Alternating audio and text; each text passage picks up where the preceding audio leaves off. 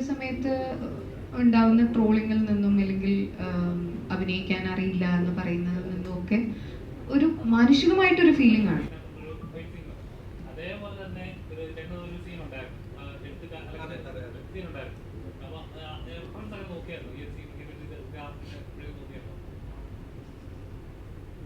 എനിക്കതിന്റെ എക്സ്ട്രീമിൽ അനുഭവിക്കണം എന്ന് തോന്നിയിരുന്നു.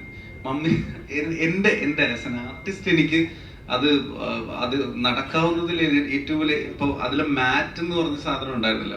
പക്ഷെ ഞാൻ ചോദിച്ച് സ്റ്റഡ് മാസ്റ്റർ അടുത്ത് വെച്ച് നമുക്ക് മാറ്റിൽ വെച്ചിട്ട് അടിച്ച് ചുമരെ കയറ്റിയാലോ എന്നുള്ളത് ഞാൻ തന്നെ ചോദിച്ച് മേടിച്ചിട്ടുണ്ട്. അതിലടി എനിക്ക് ഭയങ്കര ഇഷ്ടമായിരുന്നു അത്.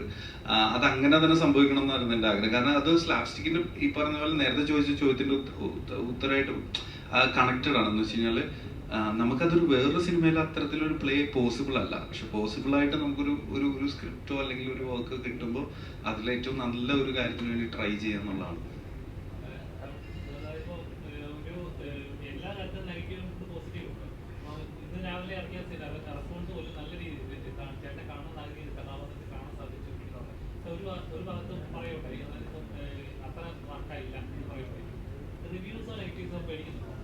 റിവ്യൂസ് നെഗറ്റീവ്സ് പേടിക്കുന്ന വെച്ചാൽ നമ്മുടെ ആക്ടർ എന്നുള്ള രീതിയിൽ നമ്മൾ സിനിമയിൽ മാത്രം നിൽക്കുന്നതാണ്. അപ്പൊ സിനിമയുടെ അകത്തു നിന്നുള്ള കമന്റ്സ് ആണ് എൻ്റെ ഏറ്റവും വലിയ എന്താ പറയാ ഇത്. അപ്പൊ നമ്മളെപ്പോഴും ഒരു സിനിമ പോലും മോശമായി ഉള്ള ഒരു റിസൾട്ട് വരാൻ വേണ്ടി നമ്മൾ ആഗ്രഹിക്കുന്നില്ല. അപ്പൊ അതിനൊരു റിവ്യൂ നെഗറ്റീവ് വരിക എന്ന് പറഞ്ഞു കഴിഞ്ഞാൽ അതിനോടൊരു ടെൻഷൻ ഉണ്ട്. പക്ഷെ എന്നെ സംബന്ധിച്ചിടത്തോളം ജഡ്ജ്മെന്റ് എന്ന് വെച്ചാൽ എൻ്റെ ഒരു ധാരണകൾക്ക് ഒരു പ്രശ്നം ഉണ്ടാവാതിരുന്നാൽ മതി. വെച്ച് കഴിഞ്ഞാൽ എനിക്കൊരു ധാരണ ഉണ്ടല്ലോ, ഇത് വർക്കല്ല, ഇത് വർക്കാവും. അതിൽ ഞാൻ കൺഫ്യൂസ്ഡ് ആവാതിരുന്നാൽ മതി എന്ന് മാത്രമേ എനിക്ക് തോന്നിയിട്ടുള്ളൂ. അതല്ലാതെ ഇതിനെ പേടിക്കേണ്ട കാര്യമില്ല. കാരണം ജെനുവിൻ ആയിട്ടുള്ള അഭിപ്രായങ്ങൾ എല്ലാവർക്കും പറയാം. പിന്നെ എന്താ പറയാ, പക്ഷെ ഇപ്പൊ അങ്ങനെയല്ലല്ലോ. കുറച്ചൊക്കെ മാർക്കറ്റിന്റെ സ്വഭാവത്തിനനുസരിച്ചും കോമ്പറ്റീഷന്റെ നേച്ചറിനനുസരിച്ചും ഒറിജിനാലിറ്റി കുറച്ച് നമുക്ക് കൈമോശം പറ്റിയിട്ടുണ്ട് അല്ലെ.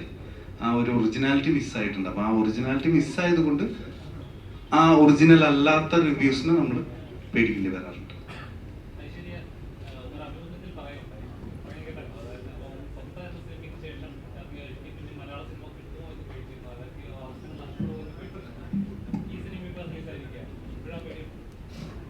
ഇല്ല, ഞാൻ ആ പേടിയെ ഇതിനു മുന്നേ ഞാൻ അഡ്രസ്സ് ചെയ്തായിരുന്നു. ഈ സിനിമ ഇറങ്ങുന്നത് വരെ എനിക്ക് വെയിറ്റ് ചെയ്യേണ്ടി വന്നില്ല. അത് ഒരു സമയത്ത് ഉണ്ടാവുന്ന ട്രോളിങ്ങിൽ നിന്നും അല്ലെങ്കിൽ അഭിനയിക്കാൻ അറിയില്ല എന്ന് പറയുന്നതിൽ നിന്നും ഒക്കെ ഒരു മാനുഷികമായിട്ടൊരു ഫീലിംഗ് ആണ്. ഈശ്വര, ഇനി ഇത് കാരണം എൻ്റെ ലൈവ്ലിഹുഡ് അല്ലെങ്കിൽ ഞാൻ ഒരുപാട് ആഗ്രഹിക്കുന്ന ഒന്ന് എനിക്ക് നഷ്ടമാകുമോ എന്നുള്ളത്. അത് ഞാൻ അതിലൊരു 3-4 മാസം കഴിഞ്ഞപ്പോഴേക്ക് അഡ്രസ്സ് ചെയ്തായിരുന്നു. അത് ഈ സിനിമയുടെ ഷൂട്ടൊക്കെ ചെയ്യുമ്പോൾ അങ്ങനത്തെ ടെൻഷനാണ്. റൈറ്ററിനോടാണ് ഇപ്പം ഇത് എഴുതുന്ന സമയത്ത് നമ്മളങ്ങനെ ഒരു